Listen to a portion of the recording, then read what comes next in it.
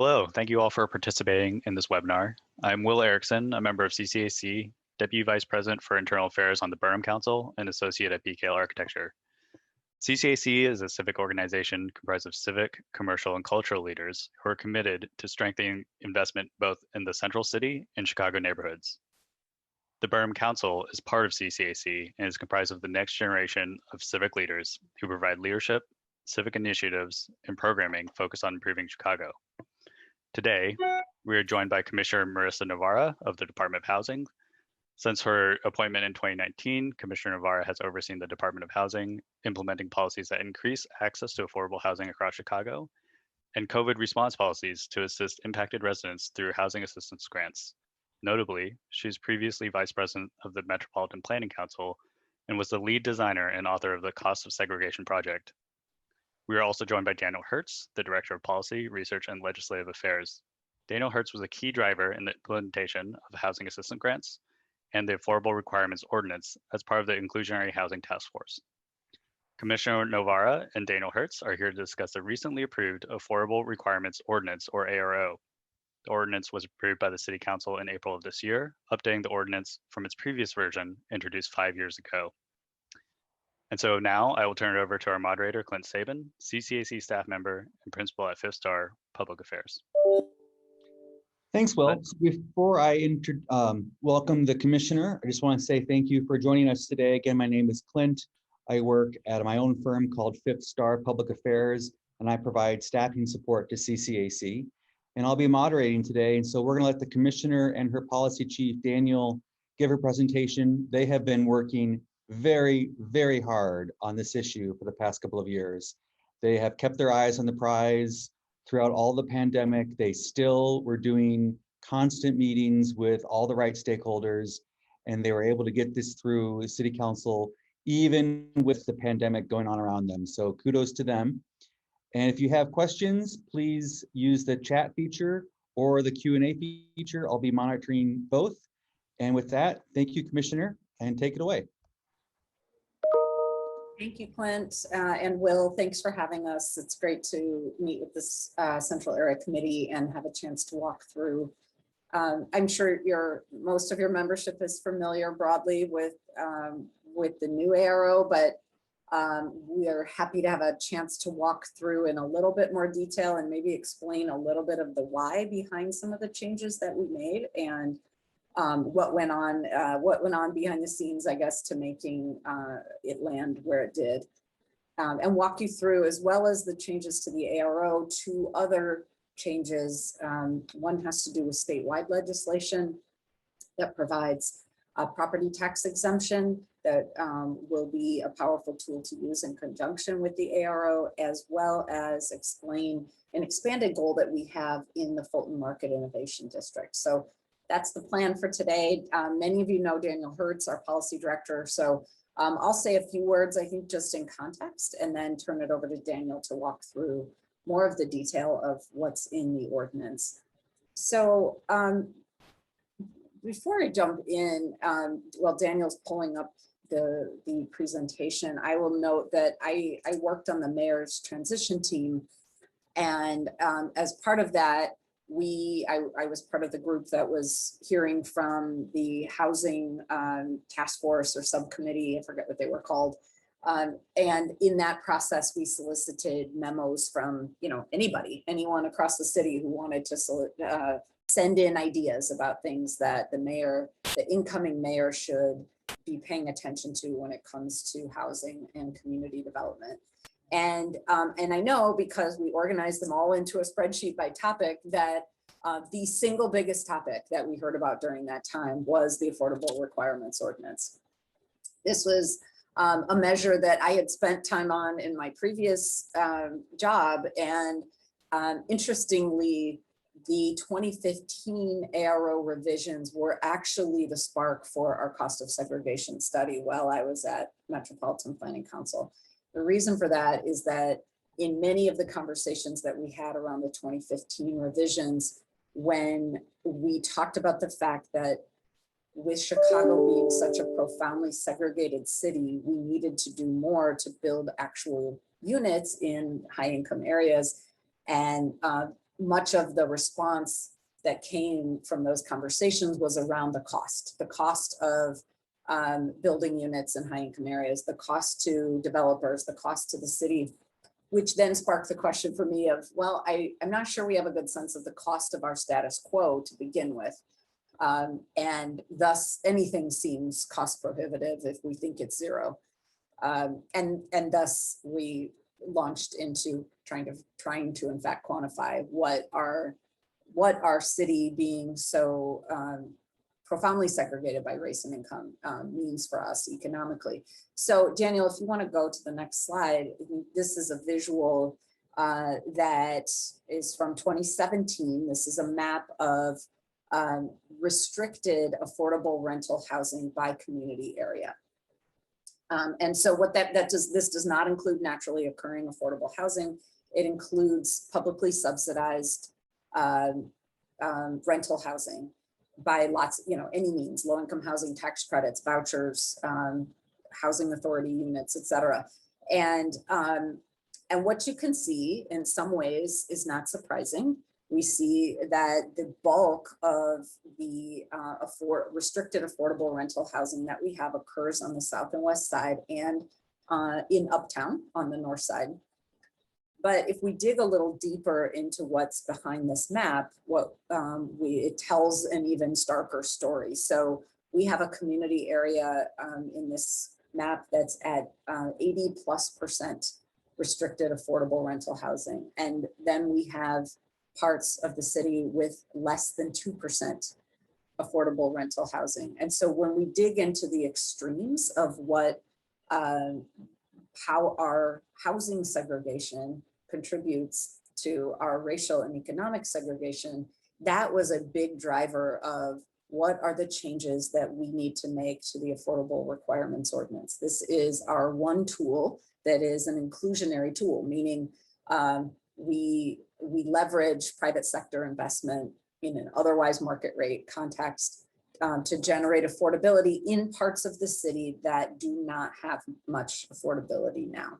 So we start with this slide just because I want to note that was a big part of the impetus was not just can we, get more money in lieu fees or can we change this or that guideline, but it truly was how do we provide more opportunities for people to have more choices than they have now to live across the city. So fundamental guiding principle here from the Department of Housing has been, if you need a subsidy to live affordably, we think you should have just as many options as to where you can live as people who don't need a subsidy. And if you look at this map, it's clear that that is far from our reality today. And so our kind of guiding question going into the task force that Clint mentioned was, how can we improve? If that's our guiding philosophy, how do we make that closer to reality than this map tells us we are today? So with that goal in mind, we set out and formed a 20-member task force and did 18 months of work and came up with the ordinance that Daniel will walk you through right now. So with that, I'll turn it over to Daniel, who led this work for the department and has really done an incredible job of working across developers, industry groups, advocates to really figure out a plan that we think meets everyone's needs. I'll turn it over to you, Daniel. Thank you. Thank you, Commissioner. Good morning, everybody. I'm really excited to be here and walk through the new ordinance with you and I know take questions, have a conversation after. So I am going to start with sort of where we are right now, at least until October 1st. So this is under the sort of up until October 1st, when the 2021 ARO kicks in. This is where we are, and this is what we were faced with when we began the Inclusionary Housing Task Force in the fall of 2019. You can see it's a bit of a hodgepodge, right? Most of the city is in gray, meaning it's under the sort of baseline 2015 ARO with a 10% requirement. But over the years after 2015, a number of pilot areas were created by the city council on the near north, near west, Milwaukee corridor, and then the Fulton Little Village pilot was the last one, with requirements between 15 and 20%, and varying sort of in lieu policies. And the impetus for these pilots made a lot of sense, which is a recognition that different parts of the city have incredibly different market conditions and incredibly different needs. But in practice, what these did was create a really confusing and inconsistent patchwork of policies around the city that was confusing to developers, was confusing to staff in many cases, and certainly to residents in these neighborhoods. And so one of the goals, in addition to obviously the sort of driving mission of inclusionary housing here, was to create a citywide policy that took into account the different market conditions and the different needs across the city, but in one sort of consistent and transparent way. So one of the things that the 2021 ordinance does is it sort of allows those pilots to expire, and I'll talk a little bit more about that in a second, but it replaces them with two new kinds of geographies based on consistent criteria across the city. So the first one is really about areas that currently lack affordable housing. We're calling those, or the ordinance calls those, inclusionary areas. And I won't walk sort of step by step through this, but with two basic screens of two different definitions of low affordability, the ordinance ends up with the picture on the right of community areas that are most in need of additional affordable housing, where both the market and historic public policy have not created a robust amount of affordability in the rental market. The second kind of geography that the ordinance creates is called community preservation areas. And these are really drilling into communities that may or may not be low affordability right now, but where there's evidence of ongoing or vulnerability to displacement of low income households. And so again, I can get into the sort of nitty gritty of how we ended up with this map. We looked at things like, proximity to the high income poor, existing low income population, changes in housing costs, and other demographics. But we ended up with this map, which you can see somewhat overlaps with the map from the previous slide, the low affordability areas, but also adds some additional areas that are not yet low affordability, but where we have reason to believe that things are heading in that direction. So if you combine those, you get this, which is the new geography that will be instituted under the 2021 ARO beginning in October. And a couple things to note. One, you can see that we have let all of the pilots expire, with one exception, the Fulton Little Village pilot, which was passed after the other ones and was not scheduled to expire until 2023. So we've allowed that to stay on its current schedule of expiring in 2023. But otherwise, we have basically layered on the inclusionary areas and the preservation areas.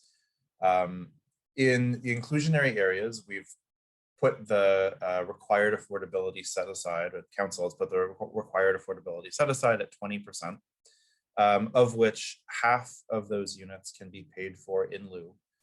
And the preservation areas, similarly, set aside of 20%, and half of those units can be paid for in lieu. That is essentially reaching the level that was already established by several of the pilots, including the near north and near west pilots, which were at 20%. And the in lieu policy is a decrease in allowed in lieu from the base 2015. So under the base 2015 ARO, you could pay up to 75% of your units in lieu. But it is actually an increase from many of the pilots. So in the near north and near west pilots, no in lieu fee was allowed. So this does add some flexibility to those pilot areas. So rather than going through a sort of bullet point list of all the different changes, the way that we usually talk about this is through 3 example projects, and we'll sort of show how the 2021 ARO will change both the requirements and the options for developers in each of these types of contexts. So in our first example, we're looking at a high-rise in the South Loop of 200 units. Under the 2015 ARO, this would have been a 10% set aside for 20 units, of which 5 or 2.5% would have to be actually built. And then if there was any off-site units, they would have to be within 2 miles of the triggering project. Under the 2021 ARO, this project would have a 20% set aside and would have to build 10% of that 20%. Of the 20 units that would have to be built, half have to be on site, but the other half could be off-site. And here's where there's one of the biggest changes that was made beyond just the set-aside numbers and in lieu numbers. Under the 2015 ARO, again, off-site units had to be within 2 miles of the triggering project. And one of the things we heard very consistently from developers was how difficult it was to find appropriate sites for offsite units, especially if you're building in the greater downtown area.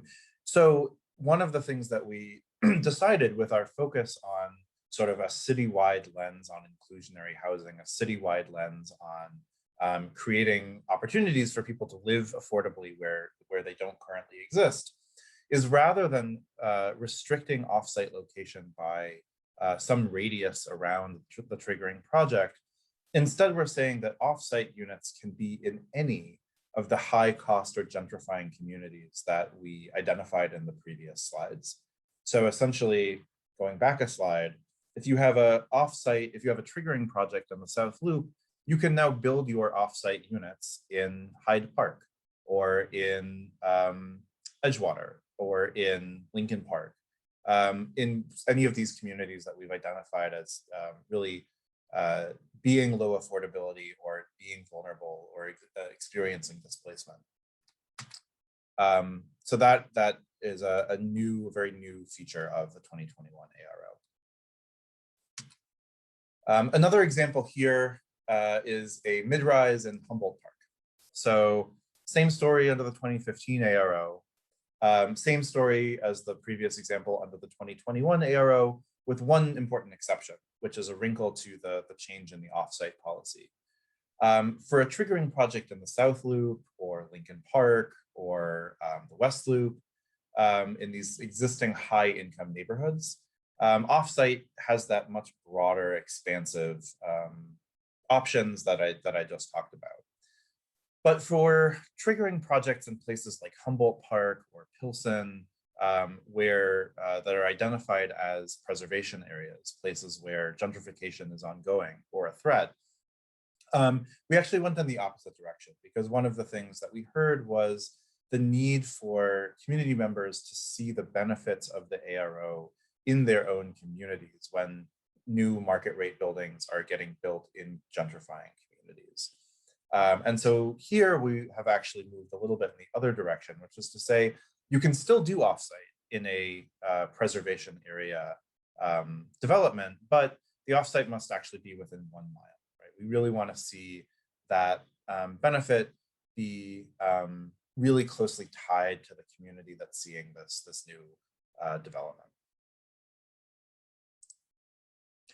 And then our final example is a Lincoln Square low-rise with 41 bedroom units. Here, the geography doesn't make as much of a difference. We chose Lincoln Square to have a concrete example, but this would really apply all over the city. And here we're really going to drill into some of the flexibilities and incentives that have been created around what kind of units get delivered, not just how many. So under the 2015 ARO, you would have your 10% set aside. But all of these units would be required to be 1 bedrooms because the market rate units are 1 bedrooms. And all of the units would have to be priced at 60% of the area median income, which right now is about $980 a month. But what we heard from a lot of people throughout the Inclusionary Housing Task Force process and outside of it was that, number one, the bedroom profile of market rate driven development is not necessarily the bedroom profile of affordable housing needs. And in fact, there is a need for more family size units, especially through the ARO, which has, following the market, really vast majority, about 90% of ARO affordable units have been studios or 1 bedrooms. So under the 2021 ARO, we are expanding citywide an incentive that up to this point has only existed in the Near North pilot to allow developers to build larger bedroom count units in exchange for building fewer units. So in the 2021 ARO, you have a 20% set aside with 8 units for a 40-unit building, but instead of building 8 1-bedroom units, the developer could also choose to build 2 1-bedrooms and 4 3-bedrooms for 6 total units instead of the 8 1-bedrooms. And that's just one example. There's a sort of, crosswalk that gets you, translates how much credit you get for, each bedroom count up. But just to give one example, they could build 2 1-bedrooms and 4 3-bedrooms. Similarly, one of the things that came up and that we know has been an issue is that while there is a great need for units priced at 60% of area median income, there's also a need for units priced below that, and at just a range of income levels. We know that not everybody who needs affordable housing is at exactly the same income level. So similarly, we have created for the first time an incentive option to switch out fewer units for more deeply subsidized units, as well as income averaging, where you have units at an average of 60% AMI, but each individual unit can vary somewhat. So one example here, again, this is just one of the options. Instead of building 8 units at an average of 60% AMI, the developer could also choose to build only 4 units at an average of 30% AMI, which would be $470 a month. And this was taken, again, partly from feedback that we got from folks here in Chicago, also from some best practices that we saw across the country, and in particular, LA's transit-oriented communities ordinance, which has a similar sort of tiered requirement system based on the depth of subsidy in the units. Just a handful of other important changes before we sort of sum up. The 2021 ARO also increases the accessibility requirements for on-site units and requires some preferential leasing of some of those accessible units. We are going to be exploring the options around centralized leasing, as well as improving our reporting around the demographics of ARO tenants. We are also trying to do a better job of leveraging other resources. So one of the incentives we put in here is to allow developers to actually collect 100% AMI rents if they sign a contract with either the Low Income Housing Trust Fund or project-based vouchers under the CHA, which obviously will subsidize to a much lower level for their tenants, but the developers can actually, the property managers can actually collect much higher rents than they would if they just had a plain ARO unit. And then finally, some regulations around transit-oriented development. So while we are, for the most part, greatly expanding the options for where offsite units can go, we also put in a requirement that if the triggering project is in a official TOD area, the offsite units must also be in a TOD area. And then I'm going to cover the last 2 pieces that the commissioner highlighted. the first of which is a new state property tax incentive that was passed this spring. And that has some really important complementarities with the ARO.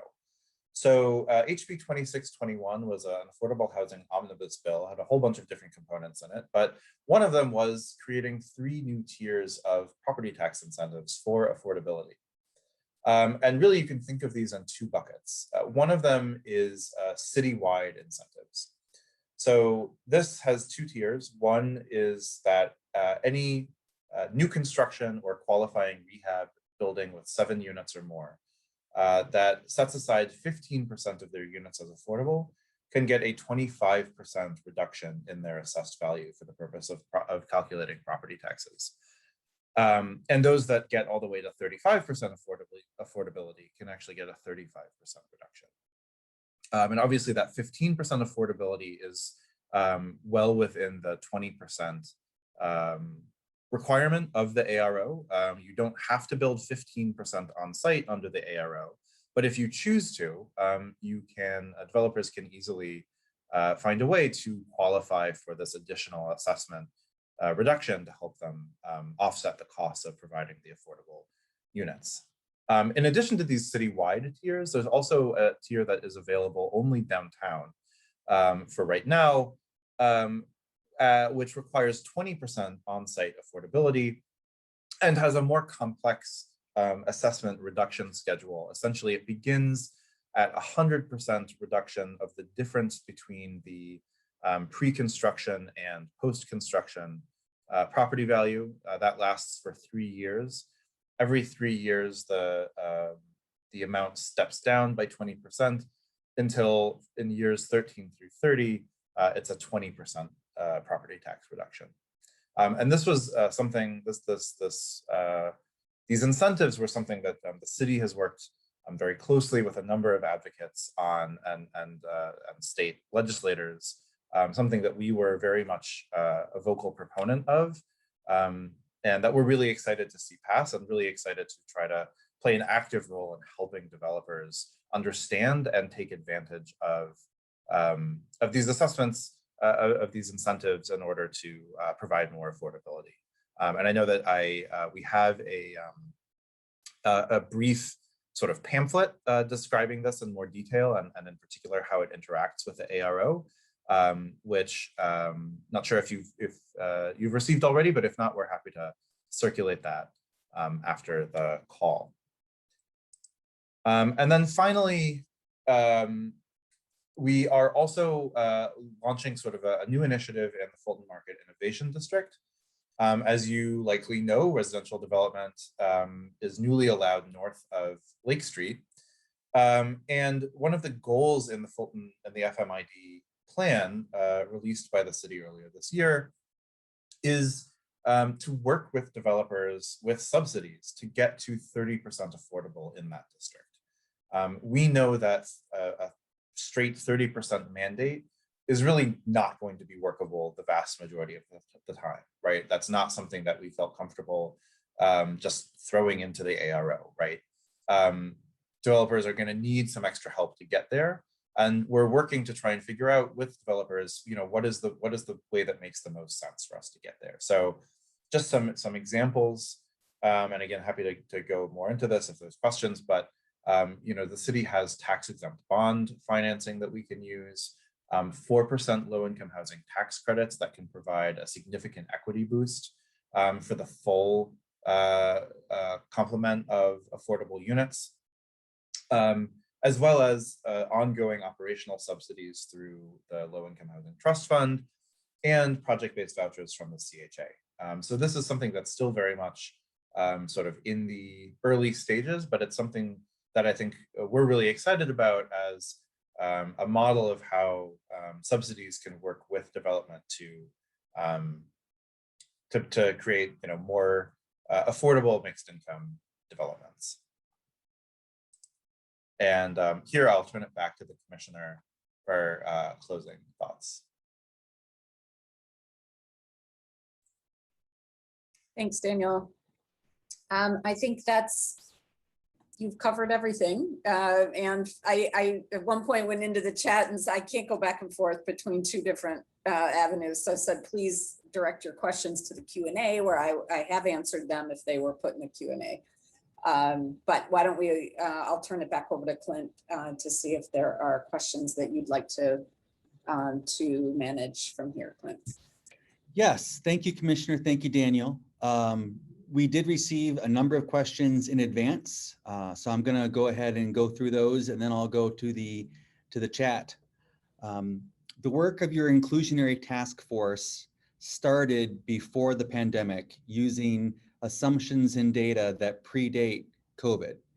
Since the economy and the future of development in Chicago has completely changed, how have you adjusted your ARO strategy to this new reality where developers are uncertain, but more importantly, their financiers are even more hesitant about investing in Chicago than they were before?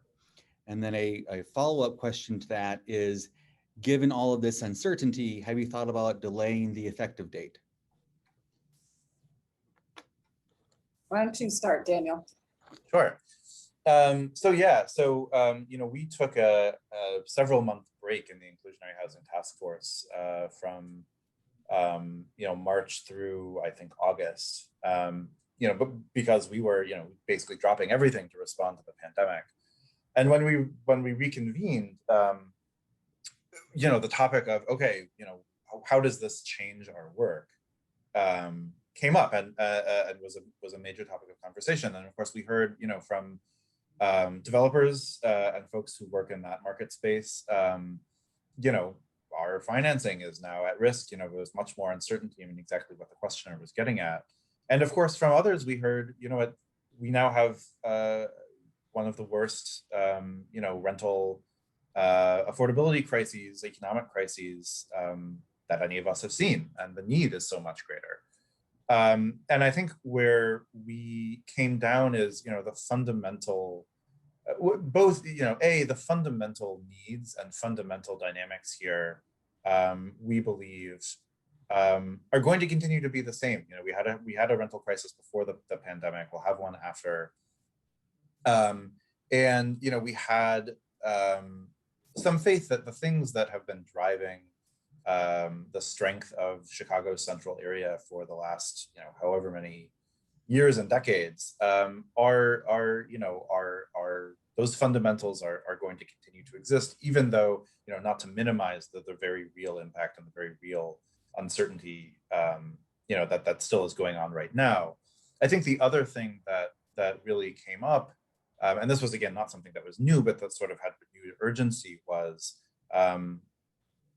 there does need to be incentives, and there needs to be, you know, carrots that help push along and make these projects viable. And we can't just, you know, it can't all just be mandates. And I think, you know, the biggest example of that, I mean, the biggest thing that we heard from developers on the task force, both before and after the pandemic, was property tax certainty, real estate taxes. And so, you know, we really did put a lot of effort into, you know, working with our partners in Springfield to try and push this property tax incentive across. And I think that's probably, you know, one of the biggest things we could have done. And we're already hearing sort of anecdotally that is having an effect, and people are feeling better about that, even though, you know, obviously that doesn't completely solve the problem. But so this is just a few thoughts. Commissioner, I don't know if you have others that you would like to share.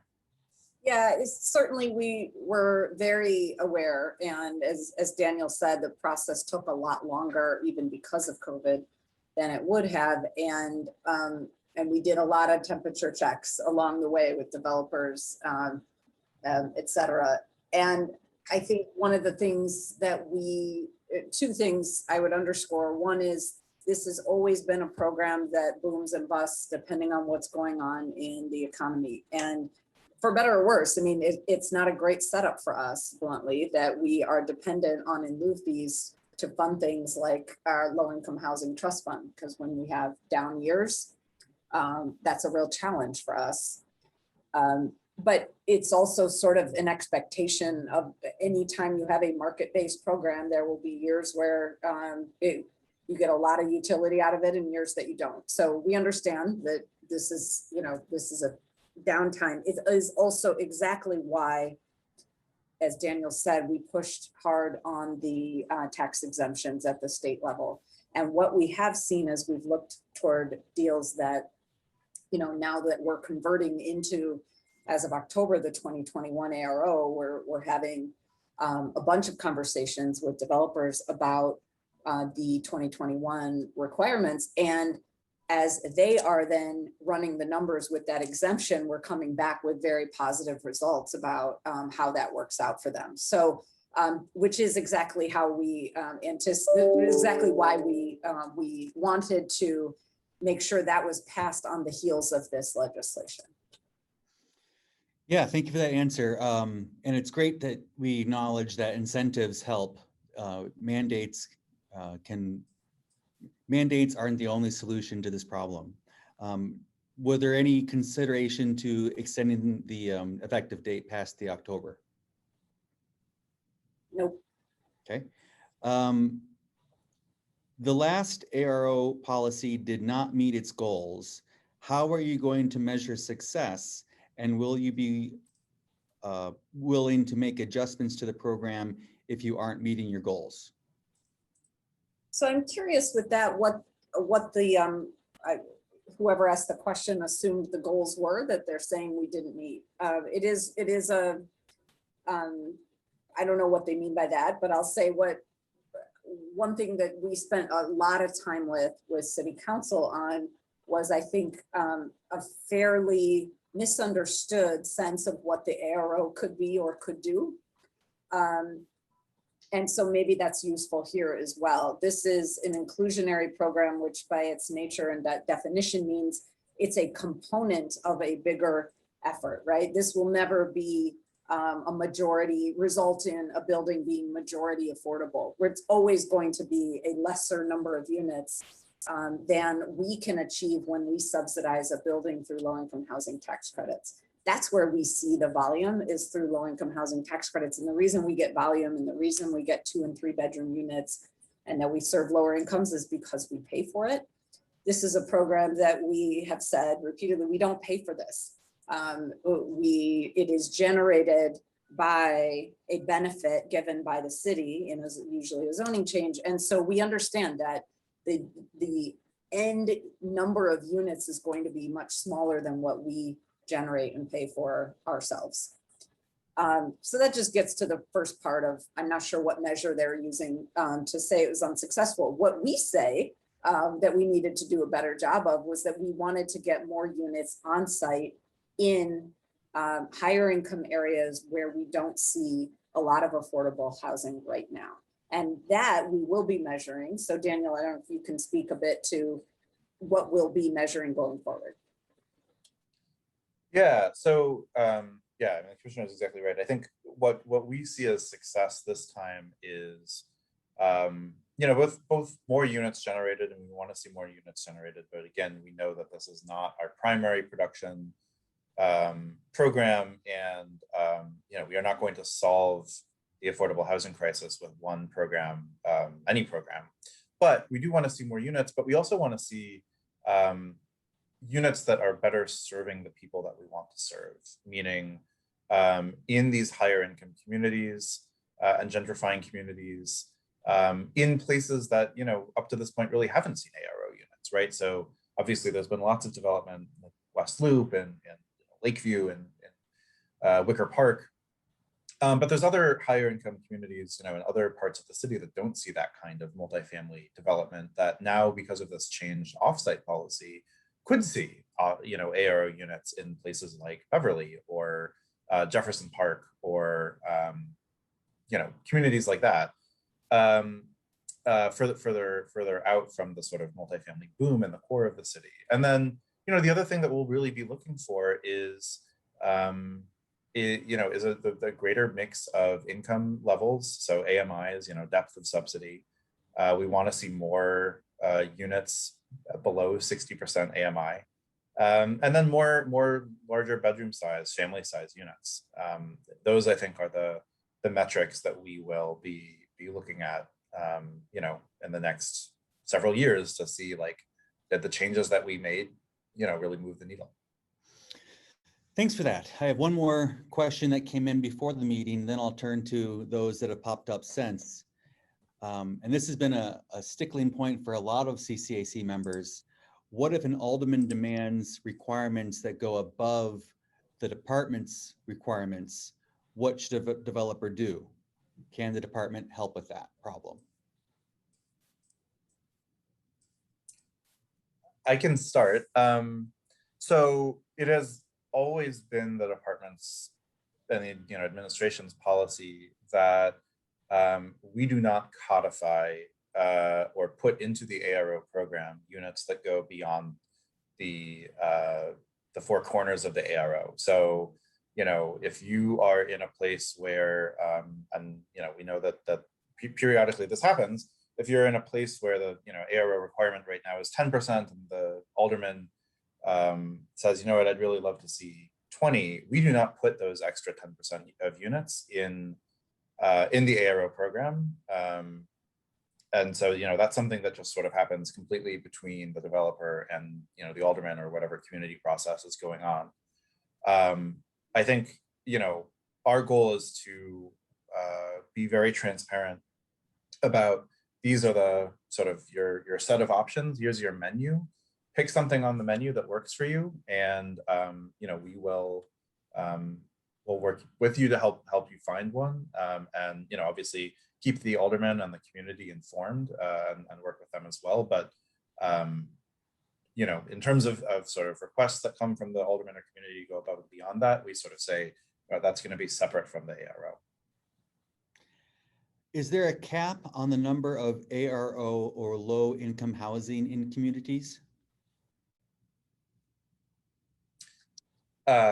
No, there is not. Although I will say, because we've moved from this sort of ad hoc pilot-based geography system to one that is actually driven by data of the housing markets and demographics, and that's going to be updated the ordinance requires it to be updated between every 2 and 5 years.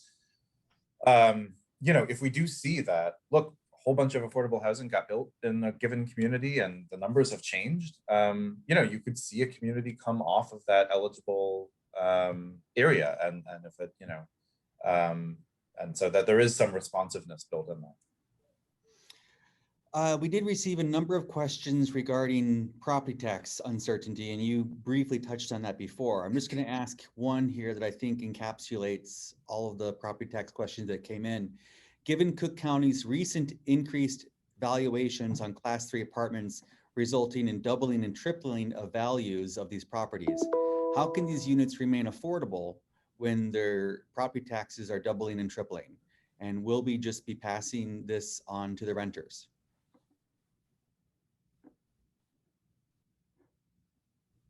I guess I would note that, with any units that are restricted affordable, the restriction applies no matter what else is going on. The market rate units, the difference that folks here have is the market rate units may be shifting based on what you can charge, based on what the market allows, based on increases in anything. But just as in any restricted affordable units in any context, they stay affordable at the levels that they're set. So how does the property owner generate the revenue to pay these increased property taxes? Well, you have a building that is majority market rate.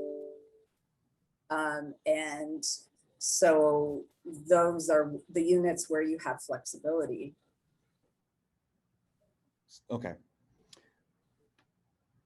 Will owning a Class 3 building in Chicago become prohibitively expensive as owners are looking to sell their properties greater than 7 units? I'm not sure I understand that question. For the House Bill 2621, what is the boundary of the downtown incentive areas? The boundary is the same as the neighborhood opportunity bonus boundary. So anything that is D-zoned in a D-zoning district or eligible to be rezoned to a D-zoning district is eligible for the 20% incentive. Given the need for affordable housing at all income levels, what is the department doing to encourage more housing supply throughout the city of Chicago? Oh, that's a great question. So this is one step, right? Whereas previously any offsite units were tightly restricted to a radius. We're now saying that you could place offsite units in lots of parts of the city that are lacking affordable housing. But again, this is one program of many. So we have also, for instance, our low-income housing tax credit program, which is the biggest generator of affordable rental units. And we just put out a qualified allocation plan that expressly called for proposals across a range of market types. So we expect and asked for proposals in parts of the city that have long been disinvested in, parts of the city that are gentrifying, and parts of the city that are higher income and lacking affordable housing. And so this is one of the ways that we're very deliberate about ensuring that our resources are used across a range of market types across the city. We also, for instance, with the Chicago Low-Income Housing Trust Fund, we have an additional, above and beyond the fees that go to the trust fund each year from in lieu fees and from state transaction fees. There's an additional $5 million for the past several years that has come from the city, and that is specifically used in parts of the city where the trust fund does not currently have a strong presence. So we're looking at places like Fulton and Little Village and the West Loop and other areas where we're seeing a rise in cost, but not a corresponding rise in affordable housing. And the one thing I would, oh, sorry, the one just thing I would add to that is even beyond, subsidized housing, we've also been very, very supportive and work to do things like the additional dwelling unit ordinance, which significantly eases zoning barriers to adding units within neighborhood context, basement units, attic units, backyard coach houses. That just launched in May of this year. And we've already seen close to 300 applications just in the first couple of months for ADU units, which is very exciting. Someone just sent me a really great question. I know a number of people who've dealt with this problem. Some of the well-capitalized high-end developers are able to cover the cost of inclusionary housing, and the subsidized developers are getting city support to build. Meanwhile, the unsubsidized middle market developers appear to be struggling to meet these requirements. What are you doing to help them? Yeah, so here is where, I think we're going back to some of the things that we've talked about, but that I think are important.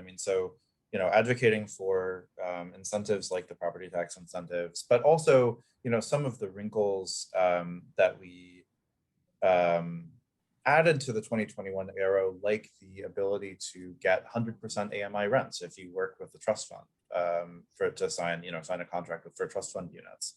That's a big difference from what we hear from developers in terms of a 60% AMI versus 100% AMI difference.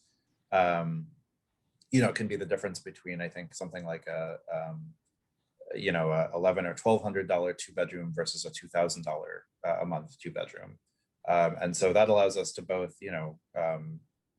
boost the performance of the development for the developer, make it easier for them to get financing, while also securing subsidies for lower income people to live in the building.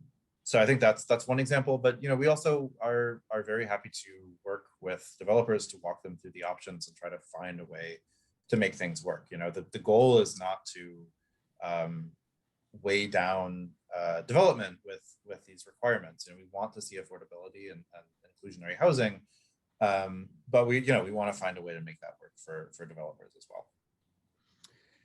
Is the 30% affordability requirement requirement in Fulton Market a 30% requirement on site? Does the 50% max in lieu apply or no? So it's not a 30% requirement on site necessarily. That's one way that it could be done. Our goal has been 30% across that geography, right? So we opened up this particular rectangle of Fulton Market north of Lake Street to residential.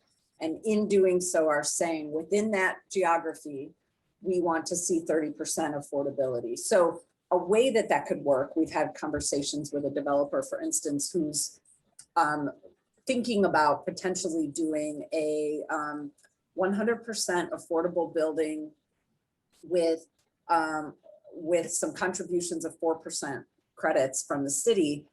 And another a way this could work once we build this out more is that a developer could do some of their units as a fee in lieu toward that development to make that happen, because it is getting us again toward that 30% go. So they don't all have to go within their triggering building. So there's different ways that we could do it. And I wanted to make sure, because Daniel got to this in the presentation, but and I answered it in the Q&A, but just to say it again, the expectation is that the developer is meeting their 20% and building their 20% units, and that the city is making up that increment to get from 20 to 30. And there's various ways that we can do that through 4% credits. Eventually, we hope to be able to use TIF for that. It's not an allowable use right now, but also through other means like trust fund and so on, as Daniel mentioned in the slide. This question I don't really understand, so it goes beyond my understanding of ARO, so I hope the commissioner and Daniel understand it. How many affordable units will be lost with class 3 property taxes doubling and tripling? And how do the total low affordable units compare to newly created affordable units via the ARO? Class 3 apartments in low income areas cannot accommodate these large increases, even though some north side buildings can. I can take a crack at this. So, I mean, I think, fundamentally, I think what this is getting at is the state of affordable housing is not simply about how many units can be generated. It's also about changes in the market, as well as, expiring restrictions on older affordable properties. And so that's always sort of a give and take that's always happening.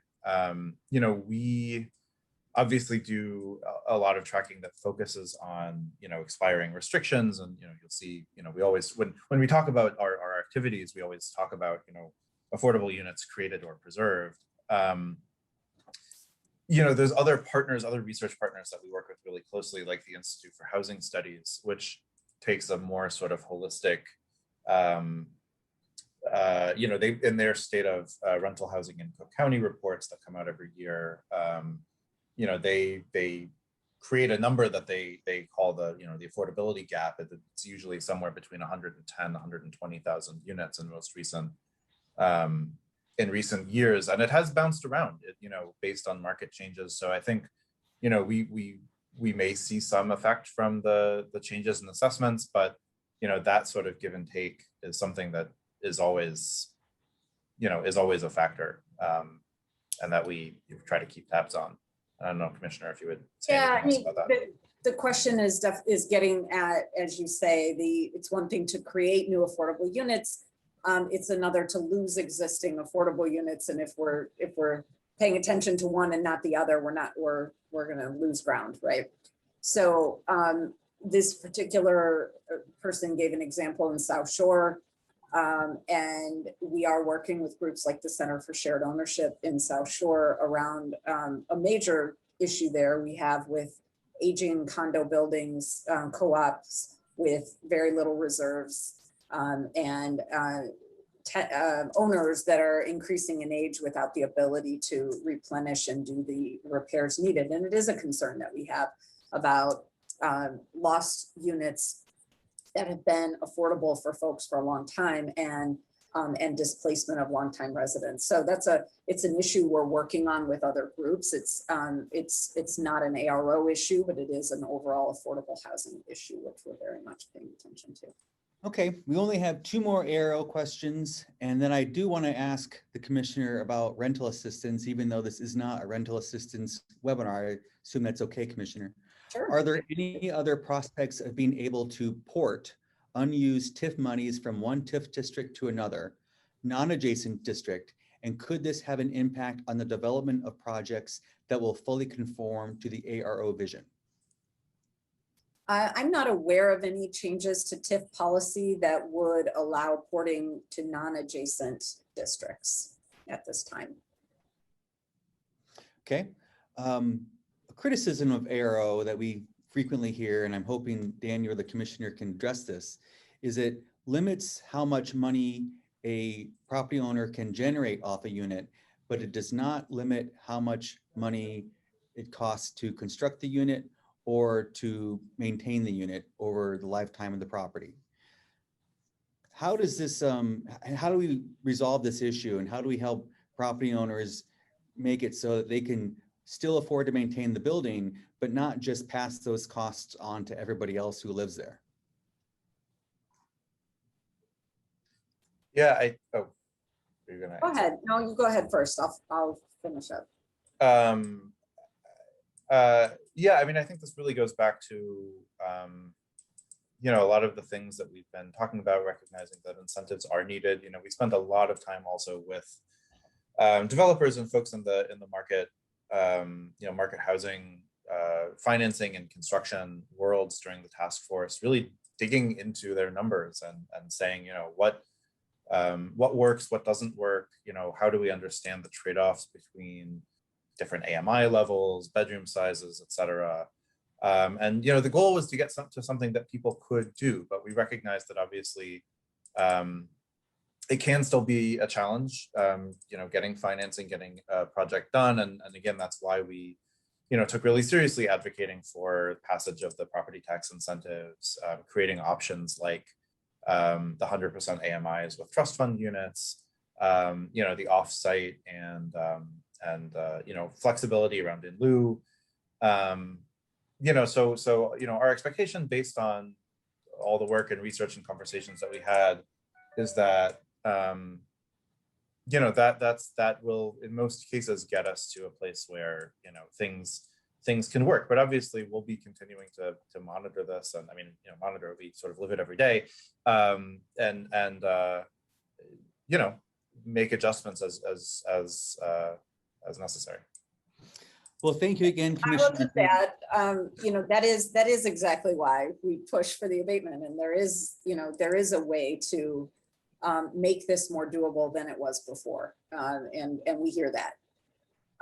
And I will say too, you know, part of this process for us has been, while we also get we get the criticism that you brought up very clearly, we also get a lot of critique and from the other direction saying this doesn't go far enough and we haven't produced enough affordable housing. And one of the things that Daniel and I have, you know, repeated till we're blue in the face on that front is there is only so much we can ask for when we're not paying for the affordability here. And that's been the push and pull. So I do want to convey that to this group is we have been kind of standing in the middle as we're hearing that critique from both sides, and are on the one side saying, hey, we're going to try to get some relief because we feel really strongly about meeting these goals and we want you to be able to financially pull it off.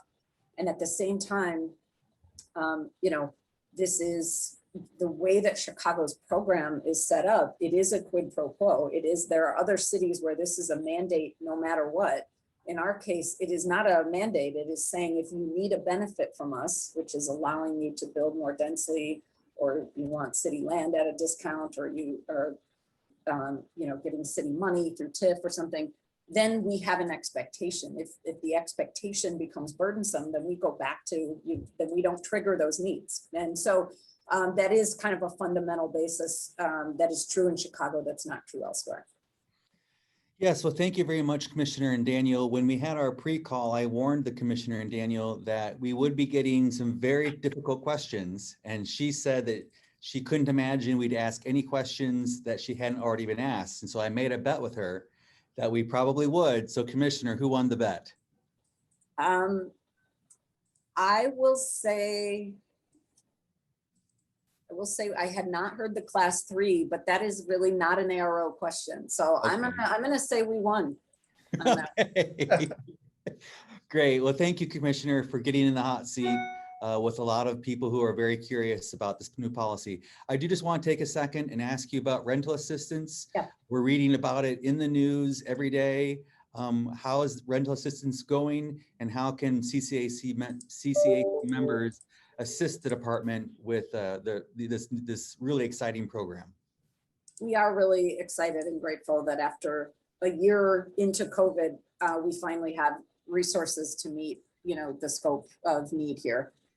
So we do have $80 million in federal funds that we are pushing out the door to landlords and tenants where the tenant can show a COVID-related income loss. Daniel, in addition to spearheading this work on ARO, also spearheaded that. So he's been a really busy guy in 2021. And he can say a bit more about that. We will be opening up, right now our round is closed. We are processing applications. I hope that many of you that are property managers here on this call were able to apply. But the good news is there's more money coming. And so we will be opening another round. And I'll turn it over to Daniel just to say a quick word on that. Yeah, so we do have, the money that we released in the last round was from the December stimulus. There's another about $100 million actually that's allowed to, spendable over a longer time horizon that comes from the March stimulus that we're now planning around, and we'll be opening another round, at least one additional round later this year. This last round was in one way a continuation of what we've been doing since the very beginning of the pandemic. It's the third round of rental assistance that we've offered. In other ways, it was very, very different from our previous rounds, partly from learning experiences and things we wanted to change, partly from new federal requirements. And so, I think there's a lot of learning we did in this last round, and a lot of, things that we heard from people about, just how to make this as straightforward. And the goal is always, how can we make getting the dollars into the hands of the tenants and the property owners who need it and qualify for it as quick and painless and seamless as possible, because people just need relief. And so that is the goal, and we look to, to make it even more so in the next round as we go forward. Great. Well, let us know if there's anything CCAC or its membership can do to help you with that. And with that, I'll just ask if Will or Andrew have any closing remarks. And we've gone way over our time. Will, thanks. Yeah, no, thank you. Nothing for me. Thank you guys so much for joining us. Yeah, thank you very much, Commissioner. Thank you very much, Daniel. Thanks for tuning in. In a few days, we'll put this presentation up on the CCAC website. Thank you again.